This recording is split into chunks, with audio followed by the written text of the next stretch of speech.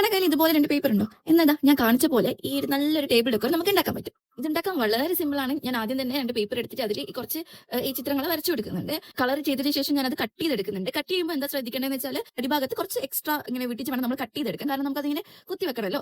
എനിക്ക് അബദ്ധം പറ്റി എന്താ വെച്ചാൽ ആ ഒരു ടെഡി ബിയർ ആ കുഞ്ഞൊരു ഇതില്ലേ അതിൻ്റെത് അങ്ങനെ കട്ട് ചെയ്യാനായിട്ട് മറന്നുപോയി. ഞാൻ ലാസ്റ്റ് അത് പിന്നെ വേറെ ഒട്ടിക്കാണ് ചെയ്തത്. അപ്പോൾ നിങ്ങൾ ശ്രദ്ധിച്ചിട്ട് അടിയിൽ കുറച്ച് എക്സ്ട്രാ വരുന്ന രീതിയിൽ കട്ട് ചെയ്യുക. അതിനുശേഷം നമുക്കിനി ബോക്സ് ഉണ്ടാക്കണം. ബോക്സ് ഉണ്ടാക്കിയതാ ഞാൻ ഈ കാണിച്ചിട്ടുള്ള മെഷർമെന്റിൽ പേപ്പർ കട്ട് ചെയ്തെടുക്കുക. അതിനുശേഷം അതിന്റെ എല്ലാ കോർണറും ഈ ലൈൻസ് ഉള്ളതൊക്കെ നന്നായിട്ട് മടക്കുക.